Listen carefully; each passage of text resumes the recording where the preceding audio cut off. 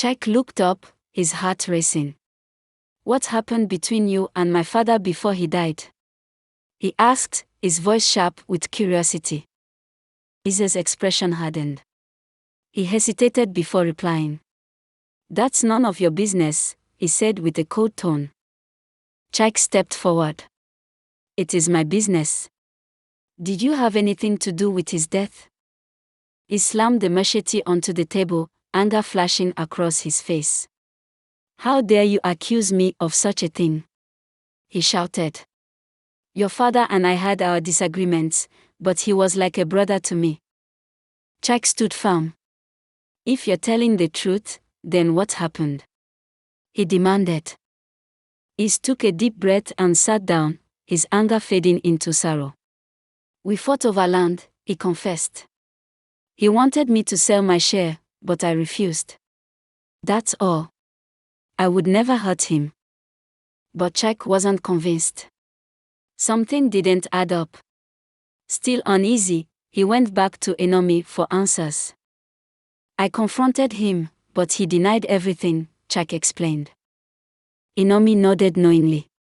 "Guilty people often deny their wrongs until they can no longer hide from the truth," he replied. Chike frowned. "What do you mean?" Nnamdi's eyes grew distant as if he were recalling something long buried. "The poison wasn't meant to kill right away," he said softly. "It was slipped into your father's food over time. The one behind it didn't act alone." Chike's heart pounded. "Who helped them?" he asked, his voice trembling. Determined to uncover the truth, Chike visited the kitchen where his father's meals were prepared. He spoke to Ada, the housemaid, who looked nervous as he asked his questions. At first, she hesitated, but when Chike pressed her, she finally spoke. "I don't know much," she whispered, tears welling up in her eyes. "But your uncle often came to the house, insisting on preparing special meals for your father. He said it was a family recipe." Chike's brow furrowed. "Did my father know about this?" Ada shook her head. "He trusted him completely." Chike's mind raced. Something was terribly wrong. He realized he couldn't solve this on his own. He needed help. So he went to Umuokoro, the village storyteller, who had seen and heard more than anyone else. "Mama, I need your help," Chike said, sitting beside her on her porch. She listened carefully as he shared everything. When he finished, Umuokoro nodded slowly. "I've heard rumors," she said softly.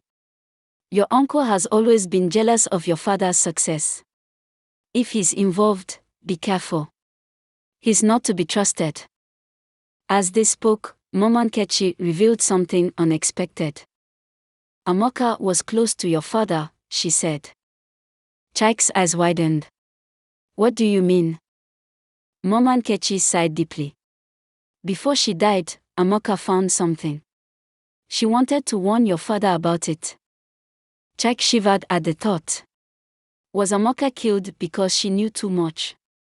With these new clues, Chike felt closer to the truth but still didn't have all the answers. He knew he couldn't stop now. Whoever was responsible for his father's death would soon realize that their secrets would be exposed. Chike's heart raced as he confronted his uncle once more, fueled by the knowledge he had gathered.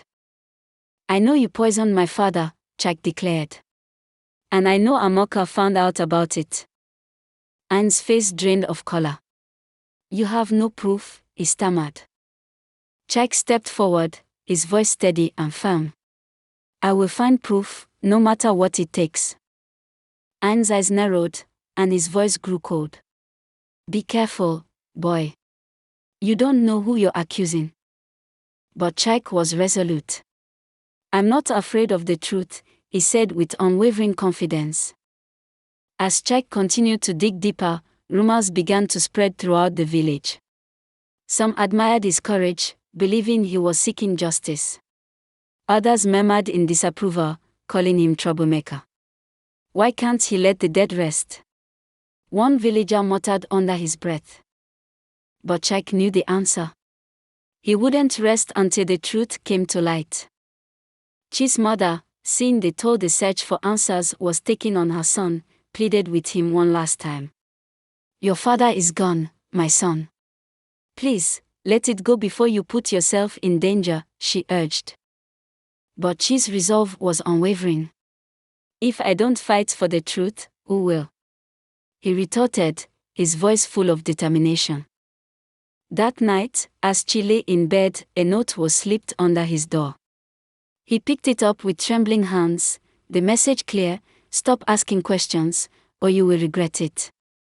His heart raced as he read the threatening words. But despite the fear rising within him, Chike refused to be intimidated. The next day, he showed the note to Nnamdi. "They are trying to scare me," Chike said, his voice steady despite the fear he felt inside. Nnamdi nodded solemnly. "They are afraid the truth will come out. But you must remain strong, Chike. The spirits of the dead are on your side." The words sent a chill down Chike's spine, but his resolve only grew stronger. "I won't stop," he said firmly. "Not now." Realizing he couldn't face this dangerous battle alone, Chike turned to Nnamdi for more than just advice. "I need your help," he admitted, his voice raw with emotion. "Whoever killed my father and Umuokoro is dangerous, but I won't back down." Nnamdi looked at him, his expression calm but filled with wisdom. "The truth is a heavy burden, Chike," he said. "But together, we will carry it." Nnamdi then revealed something that made Chike's heart stop.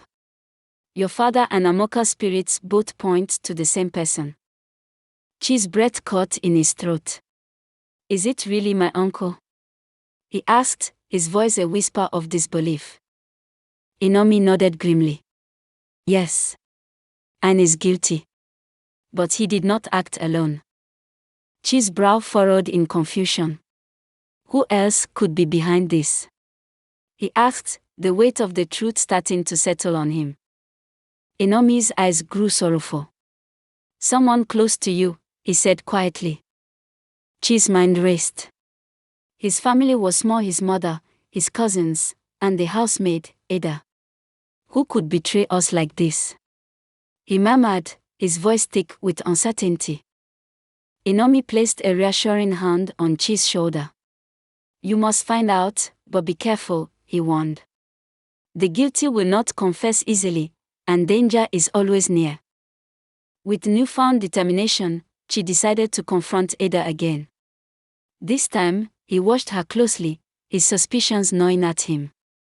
"Ada," he began, his tone firm, "you've worked for my family for years. Did you notice anything unusual about my uncle's visits?" Ada avoided his gaze, clearly uncomfortable. "I already told you he liked to cook for your father," she repeated. Chike leaned in, his voice steady but insistent. "Did you ever see him put anything in the food?" Ada's hands trembled as she stammered, I don't know." Chike's suspicions deepened. "What are you hiding?" he pressed, his voice low but forceful.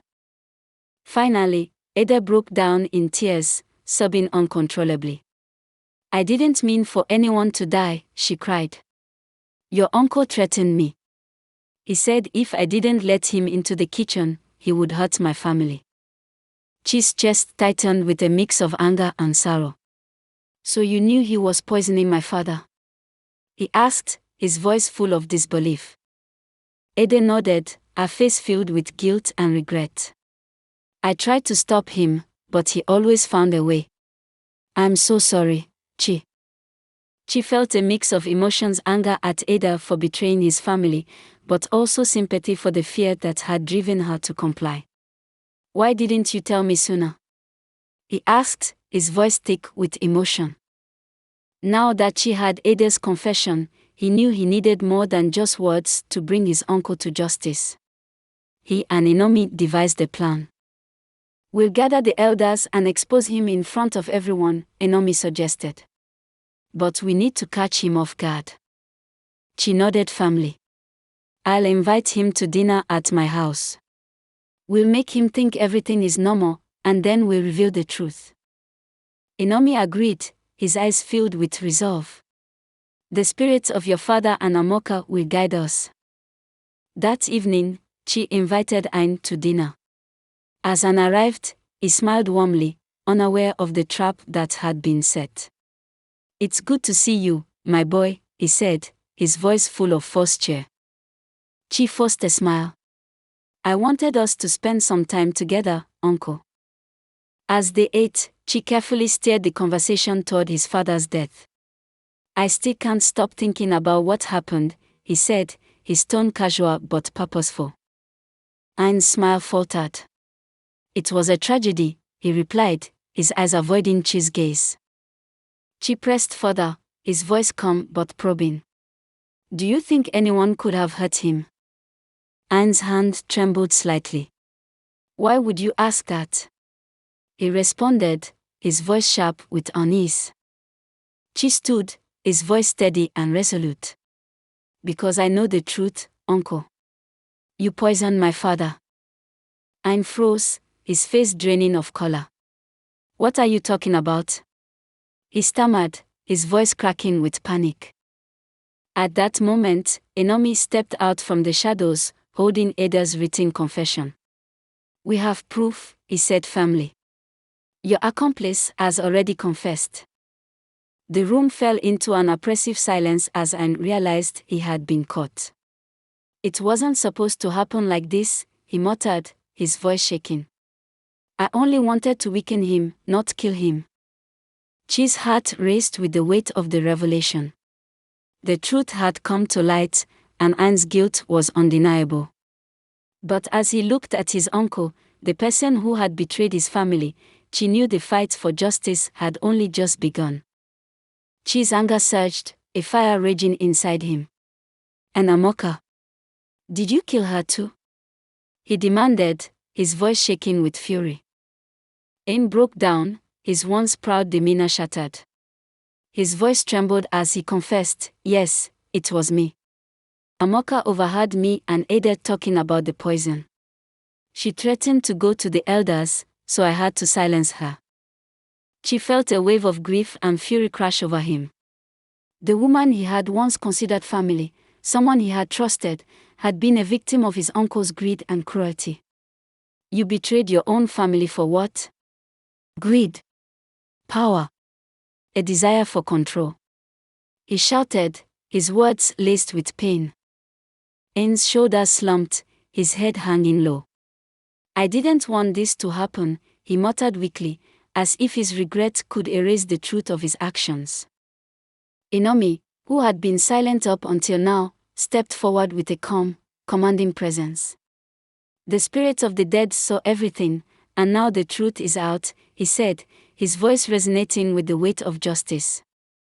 Chike clenched his fist, his body trembling with the force of his emotions.